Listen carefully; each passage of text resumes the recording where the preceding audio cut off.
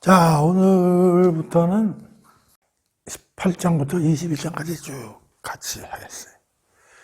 예수님의 기도가 이제 끝났죠.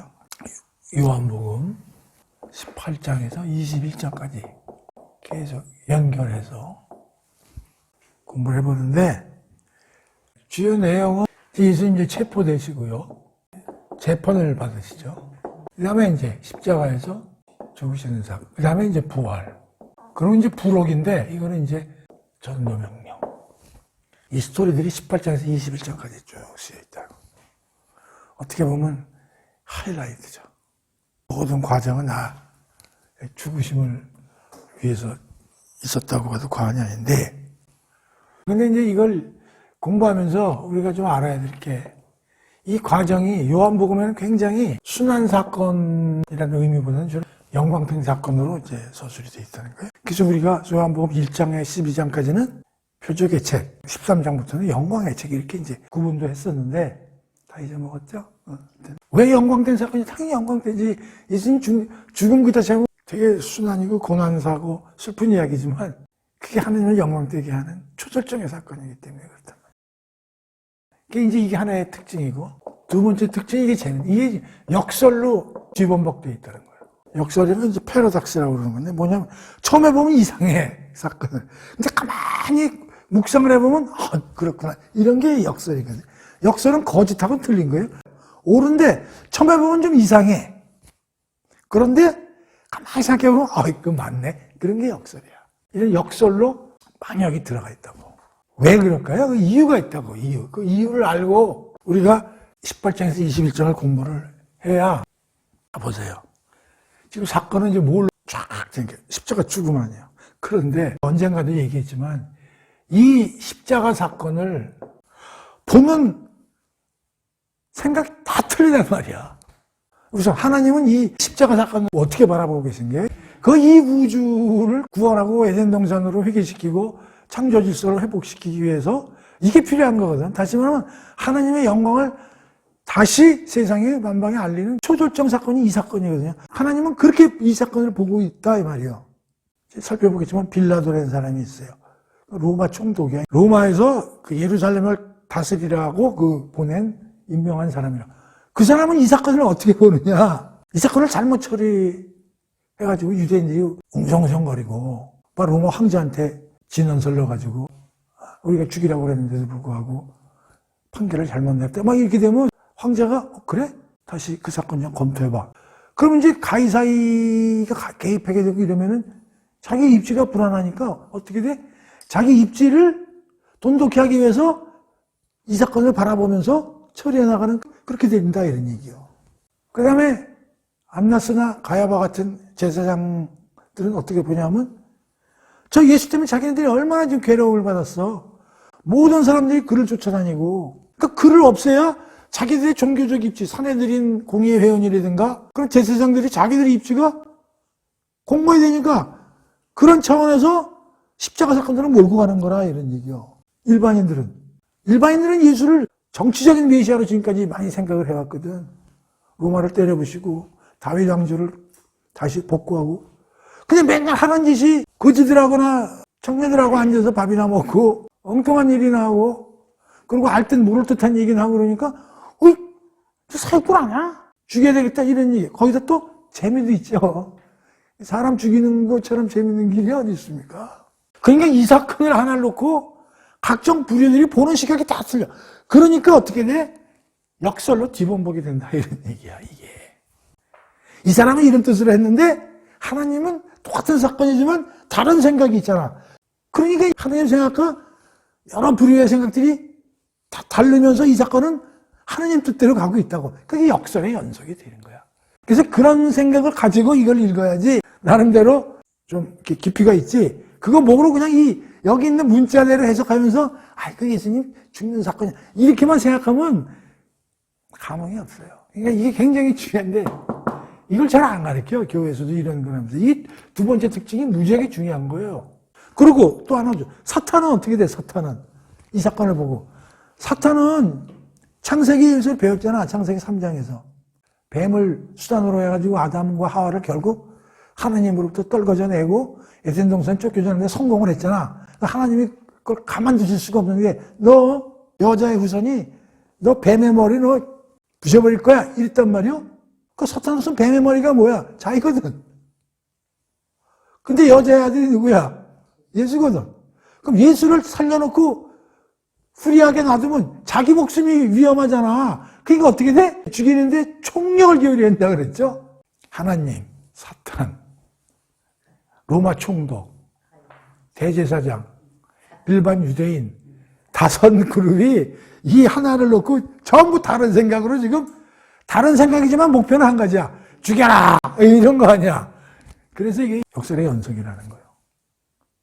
사탄이 이긴 것 같지만 진 거고 빌라도도 자기가 이긴 것 같지만 빌라도 결국 이 사건 이후에 역사적으로 몇 년 뒤에 죽어요. 유대인은 어떻게 됩니까? 우리가 알다시피 남의 나라 종살이 하면서 2000년 때 독일에서 600만 명이 죽잖아요. 자, 그래서 이제 이런 걸 배경에 깔고 읽으면 재밌겠죠? 아, 이제 재밌다 그러는 게 좀 그렇다. 흥미롭다. 이게 맞아. 재미가 아니라 흥미롭다. 아, 그리고 또 하나는 이 관련된 사건은 다른 복음서에도 많이 서술이 되어 있어요. 그래서 사실은 제대로 공부하려면 4복음서를 다 갖다 놓고 거기에 나와 있는 체포부터 여기까지 내용을 잘 해가지고 그걸 종합적으로 공부를 하면 좋은데 그건 너무 시간도 오래 걸리고 그래서 우리는 요한복음에 있는 내용만 가지고 보겠습니다. 18장 1절 기도를 마치시는 후에 이제 17장 우리 기도 공부 다 했어.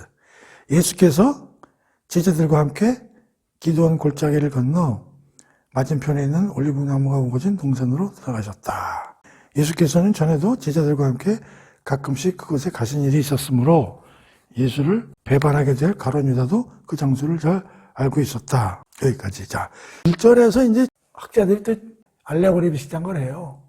여기 두 가지 단어에 관심을 갖는데 어디로 들어가셨다고요? 동산이요. 다른 복음서에는 겟세마네 동산, 여기는 이름이 없어. 그냥 동산. 그래서 이거를 관심 많은 신학자들은 성경에 딱 2개의 동산이 나온다는 거야. 에덴 동산하고 여기 있는 동산하고. 그걸 구분을 하는 거야. 동산이 몇 개가 있어요? 2개. 뭐하고 뭐가 있어요? 에덴 동산, 겟세마네 동산. 이 동산은 하나님이 만들었지만 쫓겨났죠. 무엇 때문에 쫓겨났어요? 하나님의 말씀을 어겨서. 여기 쫓겨난 사람은 누구예요? 아담이죠?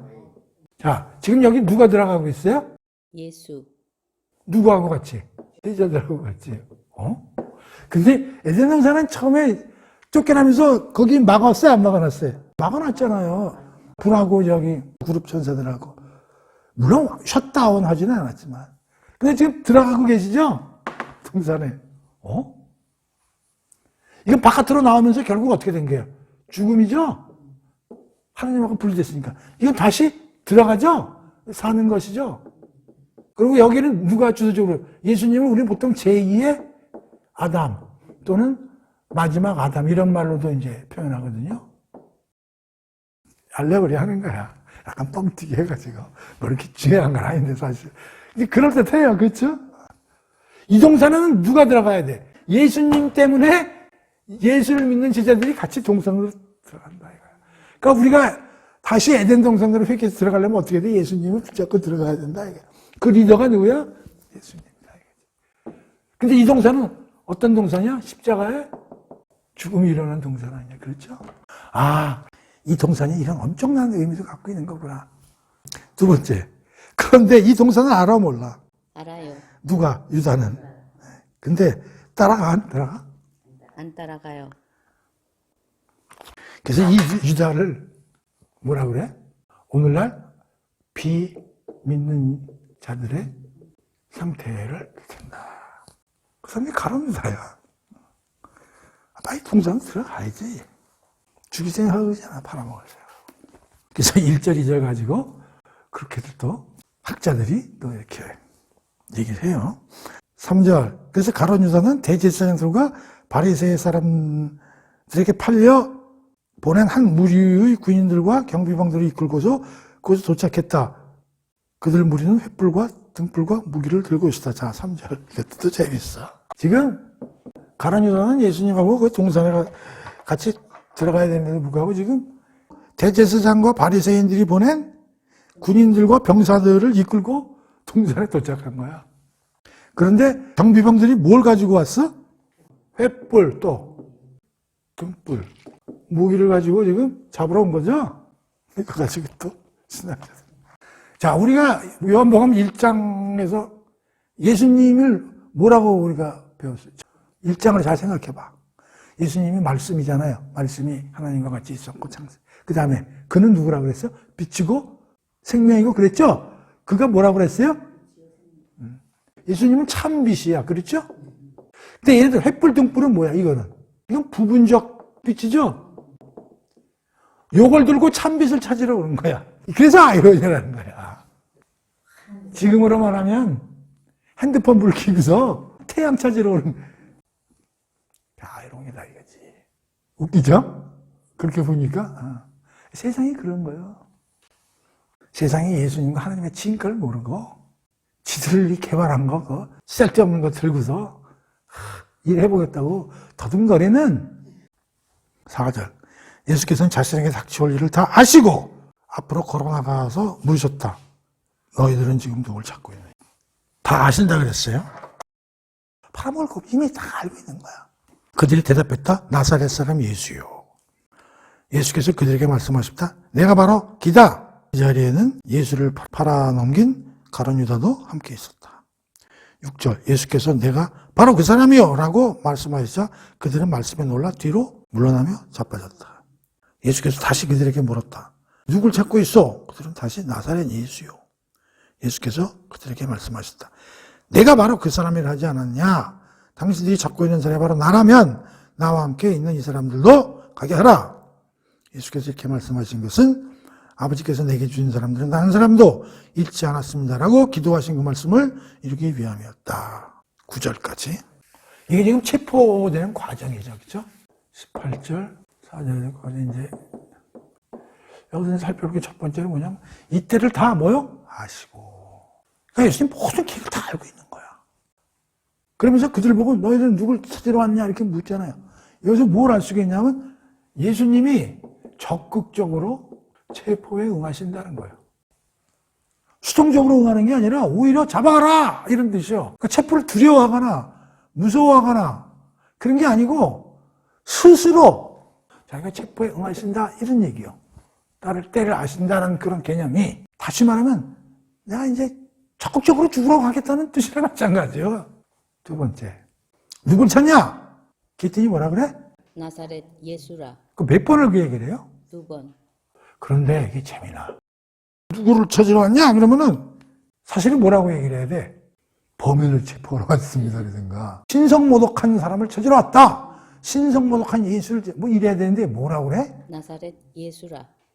그래서 이거를 마태복음 2장 23절을 나사렛이라는 동네로 들어가 살았다. 나사렛에서 산 거야 예수님이. 그런데 이리하여 예언자들을 통해 그는 나사렛 사람이라 불릴 것이라고 하신 말씀이 뭐요? 성취.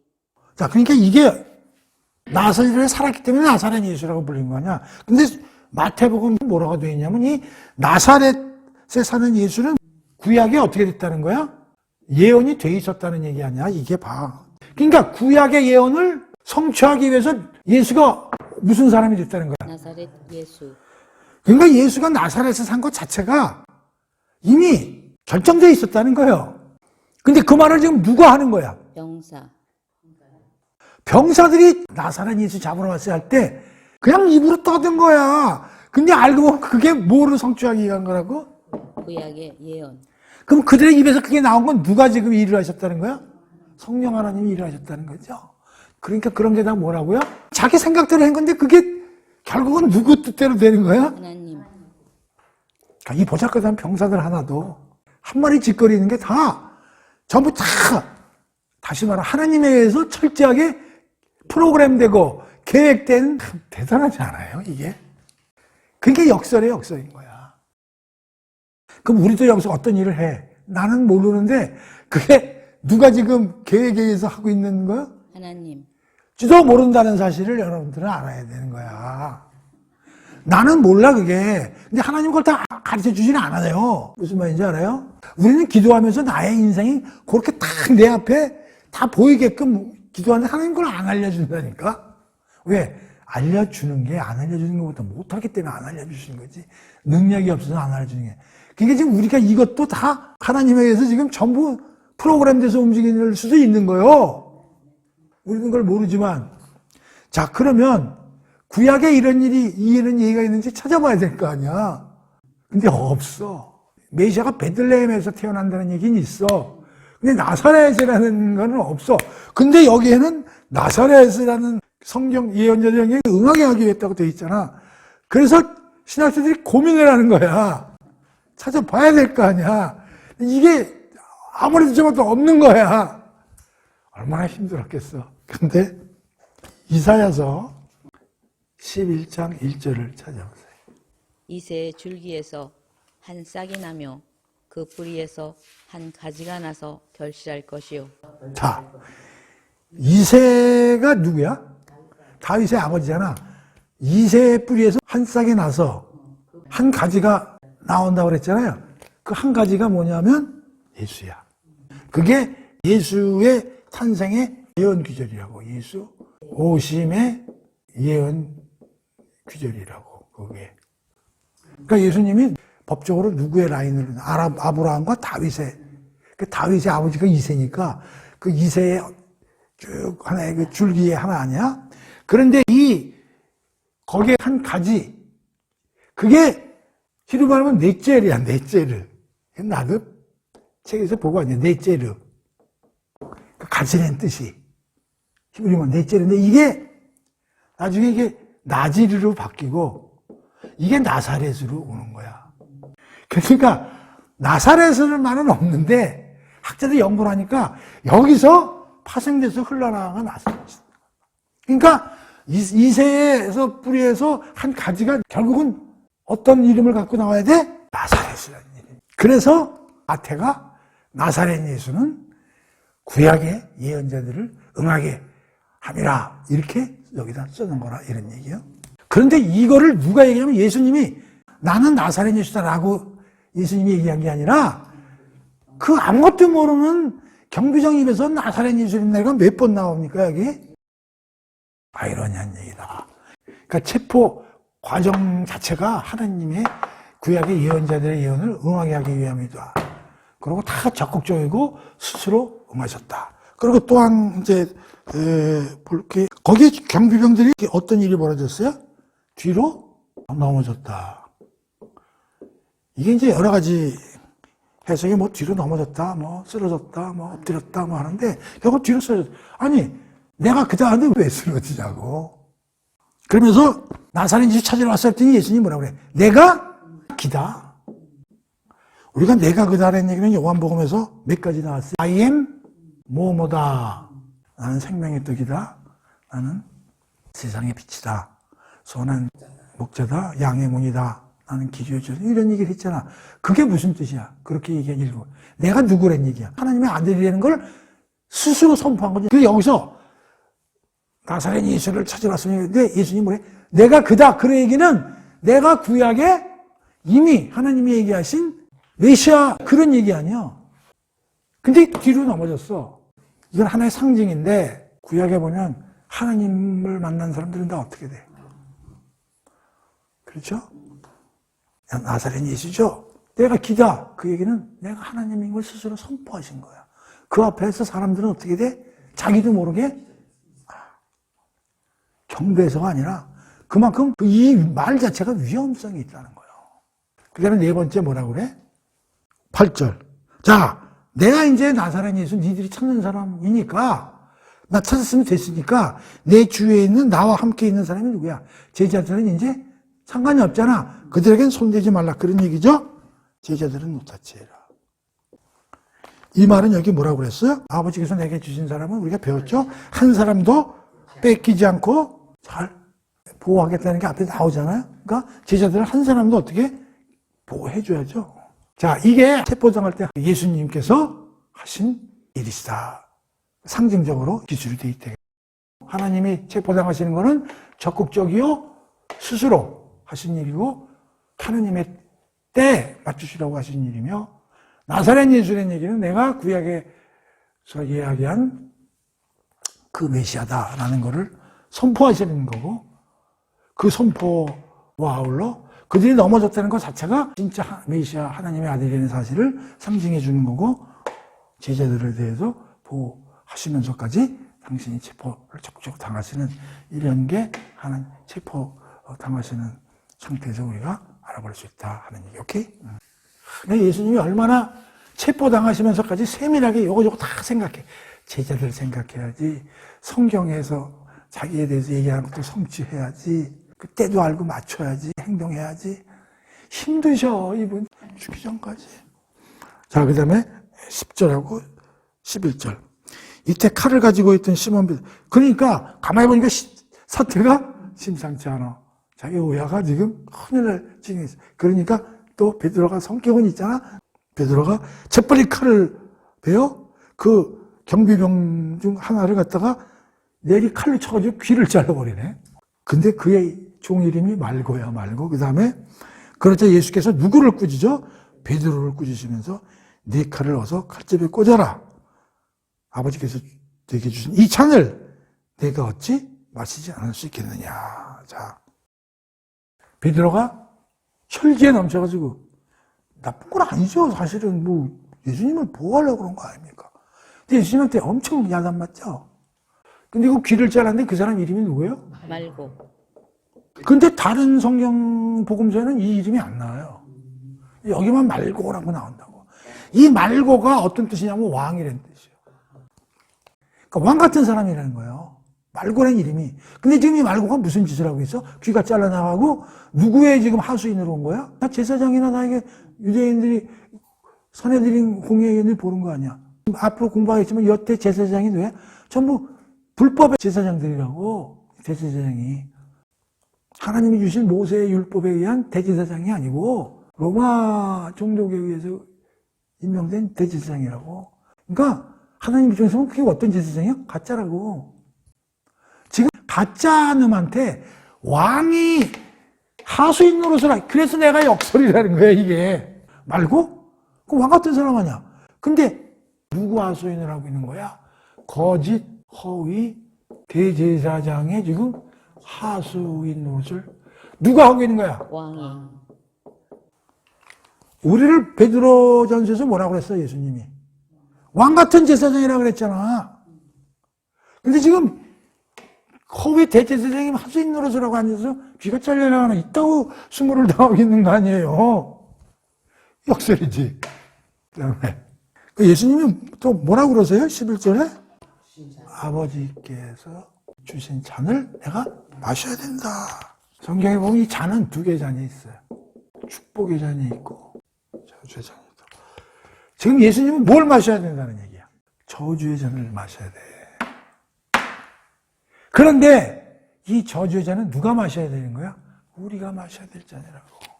아담의 후손들이 마셔야 될 저주의 잔인데 그걸 누가 마시는 거야? 우리를 대신해서 예수가 마시잖아. 야, 너 속셈도 모르고 왜 그래? 지금 영적으로 무지한 놈아. 내가 그걸 맞고 죽어야 된다니까. 근데 왜 네가 설쳐서 그걸 또 가로막고 너 때문에 만약에 내가 안 잡히면 내가 하느님을 또 어기는 거 아니야. 이 무례한 새끼야. 예수님 쪽에서 보면 후레자식 같은 놈이라니까. 지금 모든 하나님의 계획이 지금 무리가 가는데 앞에서 지금 땡깡 부리는 놈이 되잖아요. 그러니까 하나님 생각하고 우리 생각하고 이렇게 틀린 거예요. 그래서 이 잔에 대해서는 여기 어디 찾아놓은 게 있는데 축복의 잔 시편 116편의 13절. 요 잔은 시편 11의 6. 한번 찾아봅시다. 116편의 13을 보면 이 몸은 구원의 잔을 높이 들고 주님의 이름을 부른다. 이 구원의 잔은 좋은 잔이잖아요. 축복의 잔이잖아요. 자, 그런데 시편 11편의 줄 마침내 주께서 악한 자들에게 유황불을 빛처럼 쏟아부어 태우는 바람으로 그들을 다 살 것이니 그것이 저들이 받을. 그러니까 그들의 잔은 하나님부터 어떤 잔이 된다는 거예요? 이게 저주의 잔이 된다는 거잖아. 그렇죠? 근데 이거를 예수님 받을 아무런 이유가 없는 거잖아요. 우리 때문에 받으시는 거지. 그렇지? 예수님이 구원의 잔을 마실 이유는 없는 거지. 하나님이 뭐 구원의 잔을 마셔. 그러니까 베드로 보고, 야, 내가 하나님이 주시는 잔을 받아야 된다니까. 그걸 마셔야만 니들이 살아나. 그 얘기죠.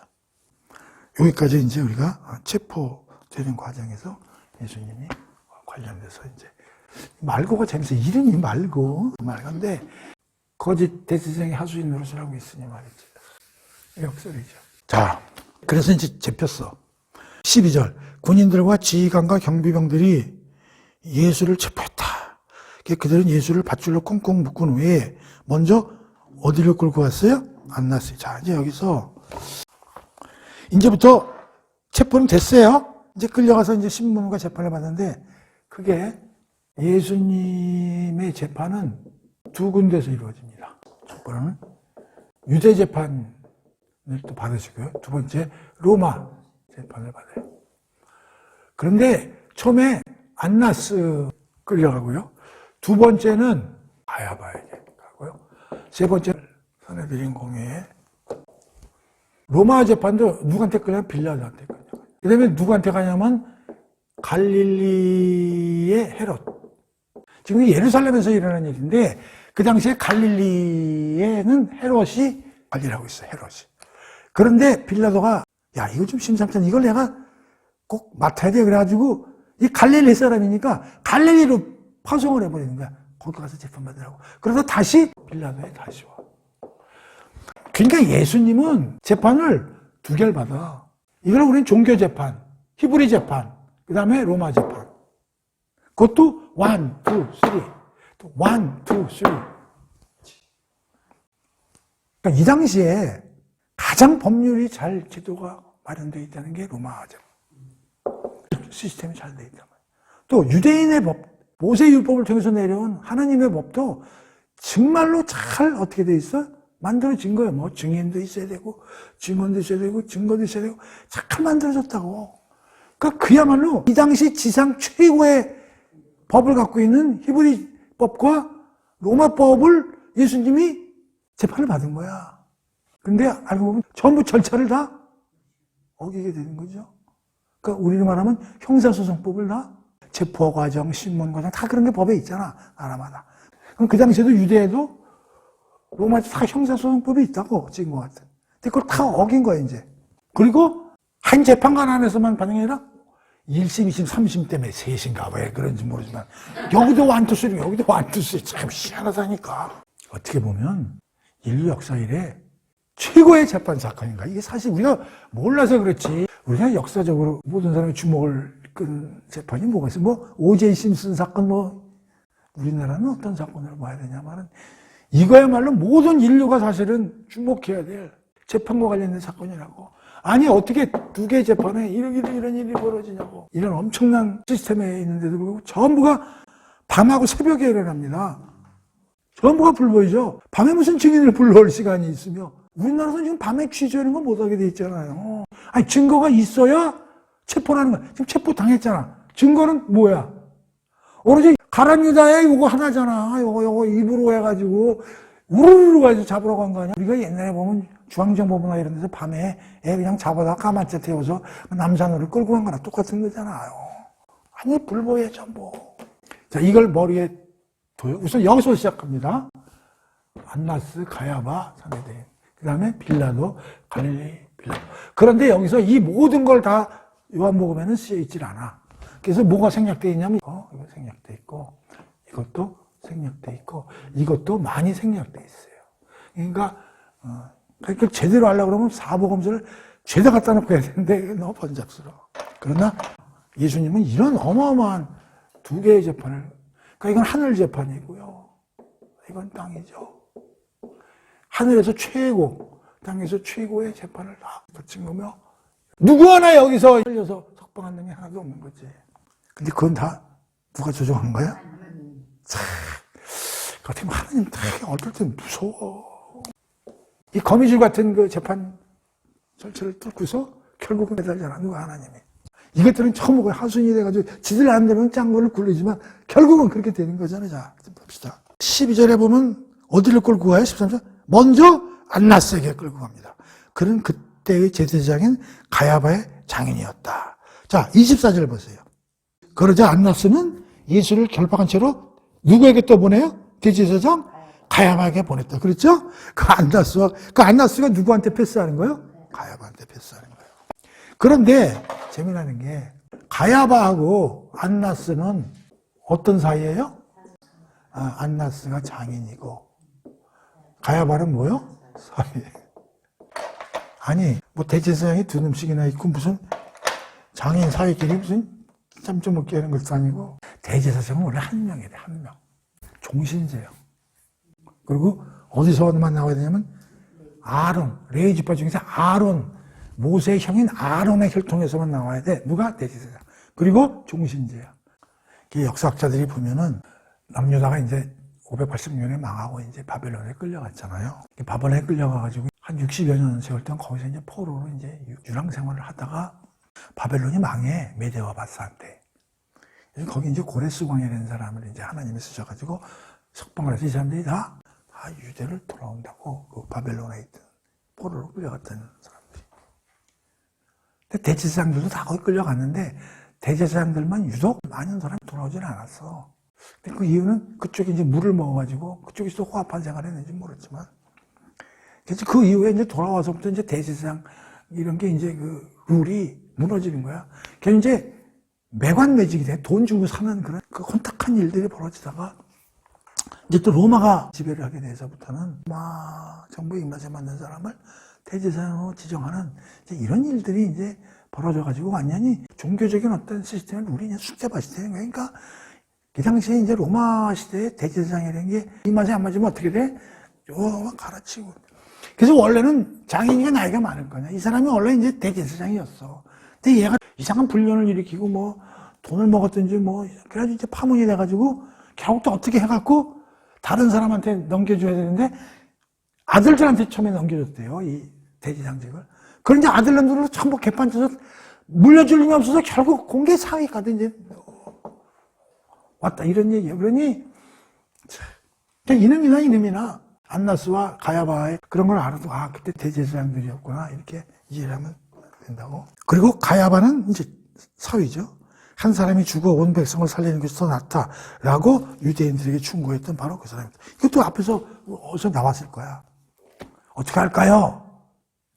그랬더니 야곱 국가를 위하고 온 백성을 위하려면 차라리 하나 죽이는 게 편하지 않겠어? 자칫 잘못해가지고 로마 군대가 개입해가지고 다 때려부시면은 난리가 나니까 그거 하나 없애면 그냥 우리가 편해지 이런 거죠. 근데 그게 사실 하나님의 말을 응하게 하는라고 사실은 그렇게 얘기한 거야. 근데 자기는 그런 뜻은 아니죠. 그것도 역설이야.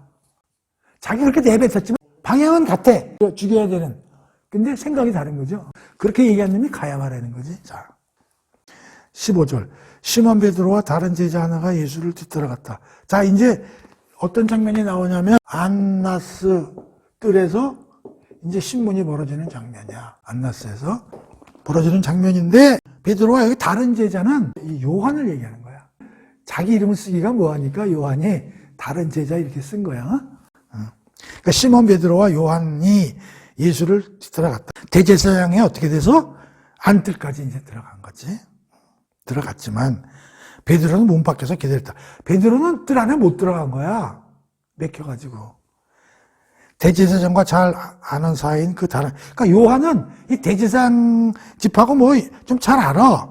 그러니까 거기 문지기 소녀, 그 뜰에 문을 지키는데 소녀가 하나 있는데 그 소녀한테 가가지고 요한이 그런 거야. 저 아저씨 좀 들여보내게 좀 해달라고. 그래서 베드로를 집어, 그러니까 베드로가 여기도 못 들어가는 저인데 그 요한이가 그래도 거기하고 어떻게 다리가 놓여가지고 그 소녀한테 가가지고 저 사람 좀 들여보내주자. 그래서 들어온 거야. 근데 베드로가 가만히 문지기 손자가 보고 있다가 혹시 예수 쫓아다니는 사람 한 사람 아니에요? 이렇게 그 소녀가 물은 거야. 그랬더니 베드로가 나 아니라니까. 나 아니야. 이게 첫 번째 부인이에요. 앞에서 예수님이 베드로 보고 뭐라 그랬냐면 3번 닭이 굴 전에 부인한다 그랬는데 이게 뭐야? 첫 번째. 날이 추웠으므로 어떻게 됐다고? 불을 피워놓고는 그 겹불 고 있었다는 게 또 들어가서 베드로가 들어가지도 못한 주제에 또 요한 때문에 들어가지도 눈치가 추우니까 겹불 쐬는데 그 겹불 옆에 누가 있었겠어? 불에 뭐 경비병 뭐 이런 애들이 있었겠잖아. 그 구석으로 자기도 들어간 거야. 그 사람들이 예수를 자기 스승을 체포하러 온 사람들 아니야. 그러면 좀 별도로 서가지고 좀 그 신문 과정을 예의 주셔야든지 그게 아니라 아이 추운데 겹불 쐬. 자, 그래서 이 광경을 한번 그림으로 생각해봐라. 여기 이렇게 예수님이 이렇게 있어. 여기 누가 있어? 안나스가 있어. 여기 누가 있어? 베드로가 있어. 안나스는 뭐야? 가짜야. 여기는 진짜 제사장이야. 얘는 뭐야? 제자야. 근데 뭐야? 겹불 쐬고 있어. 그리고 부인하고 있어. 요한은 겹불 쐈다는 말이 없잖아요. 요한이 자기가 쓰면 자기도 겹불 했으면 그렇게 썼겠지. 근데 베드로, 그 요한이 베드로 상당히 찍어가지고 나쁜 짓 한 걸 계속 고발하는 그런 면이 좀 있네. 그래서 나중에 베드로도 이제 21장에서 보면 되지만 요한에 대해서 한마디 묻고 그러거든요. 자, 이 그림을 한번 보라고. 진짜를 지금 하나는 가짜가, 하나는 이제 부인한 놈이 둘러싸고 있는 이 그림을 보라는 거지. 오늘날도 진짜는 다 이렇게 가짜 이런 놈들한테 자꾸 공격을 받고 이게 세상이야. 이게 오늘날 세상이라고.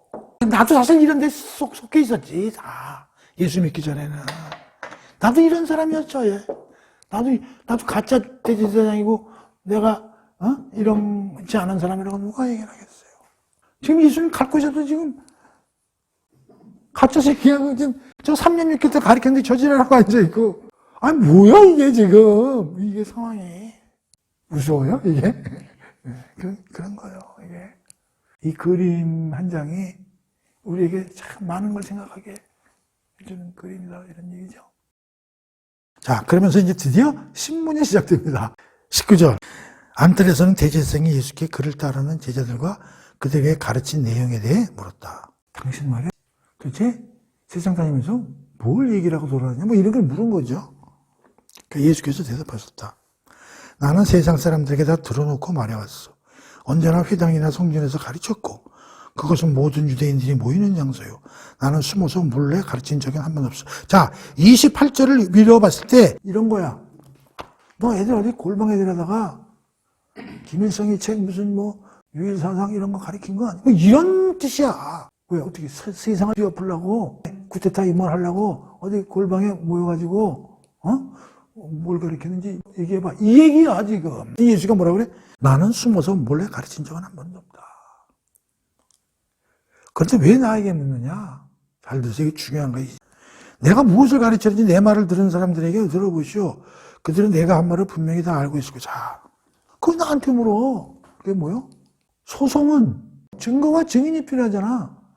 그럼 내가 얘기한 게 무수히 많은데 들은 사람 굉장히 많아. 그럼 그 사람들 몇 명 데려다가 저 사람이 무슨 얘기를 했는지 그 사람들을 통해서 물어보면 내가 얘기하는 게 아니라 내 진술이 중요해.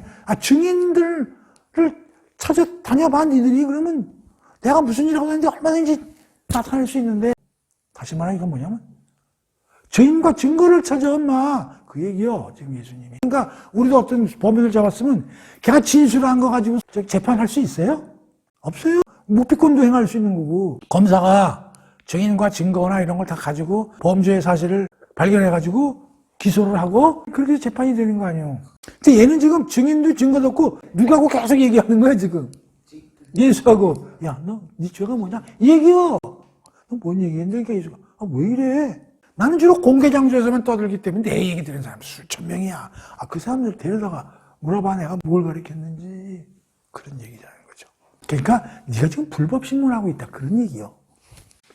불법 체포에 의해서 불법 신문도 하고 있다. 그런 얘기요. 이게 오케이? 예수께서 이처럼 대답하시자 그때 가까이 있던 경비병 하나가 뭐요? 손바닥으로 예수님의 뺨을 치면서 그러면서 야 네가 대제사장 말에 그따위 식으로 리스판스를 해? 착 그렇게 치는 거야. 그래서 예수가 또 모욕을 당하네. 아 참나 이게 말이야. 예수의 그 경에서 말씀하셨다. 내 말이 거짓이라면 무엇이 잘못되었는지 증거를 대봐. 증거. 사실대로 말하는 사람을 함부로 이렇게 칠 수 있느냐. 그러지 않았으면 예수를 결박한 채로 다시 누구에게 넘겼어요? 이게 뭐냐면 안나스 가만히 보니까 자기로서는 어떻게 저 사람 데리고 뭐 잡아낼 게 없을 것 같아. 그러니까 자기가 지금 대제사장 역할을 하는 것도 아니고 지금 진짜는, 지금 현재는 누가 하고 있어? 그러니까, 자기가 좀 해보려고 그랬는데, 근데 왜 처음에 안나스한테 데려갔을까 했는데, 안나스가 그래도 나이도 많고, 경험도 많고, 그래도 종교적으로 가짜지만은, 이제 저승에 데리고 왔는데, 노인에서, 저 가야한테 보내라. 가야한테 보낸 거예요. 그런데, 또 베드로 얘기가 또 나와. 때에 시몬 베드로는 서서 겹불을 쬐고 있었다. 그 모습을 본 어떤 사람이 베드로에게 또 걸렸어. 너 제자 아니야? 그랬더니 뭐라 그래? 아니요. 잘못 봤습니다. 이게 뭐야? 두 번째 부인이야. 그 다음에 그러자 또 걸렸어. 베드로에게 귀를 잘린 사람, 말고의 친척인지 뭔지 되는 사람으로서 또 대제사장의 중들 가운데 어떤 이가 베드로를 몰아세우며 그랬대. 당신이 올리브산에서 예수가 지는 걸 내놓은. 그러니까 베드로는 아마 예수님이 어디 갈 때 맨 앞에서 항상 그래가지고 사람들 눈에는 제일 먼저 됐을 것 같아. 생기기도 이렇게 생겼을 것 같아. 그래서 사람들이 죄도 안 하잖아. 요한은 뒤에서 살살 막내니까 쫓아냈을 거야. 그러니까 안 걸리고. 그러니까 3번 걸린 거야. 문지기한테 걸리고, 거기 일단의 사람한테 걸리고, 또 말고 친척한테 걸리고, 또 뭐라 그래? 더 큰 소리로 아니라니까요. 그럴 때 닭이 꺾여 하고 그래서 3번 당기죠. 오늘은 여기 안나스 뜰에서 신문 받는 장면하고 베드로의 3번 부인하는 장면 여기까지 하고, 다음 시간에 이제 빌라도 로마 재판을 받는 걸로 이어서 공부하도록 하겠습니다.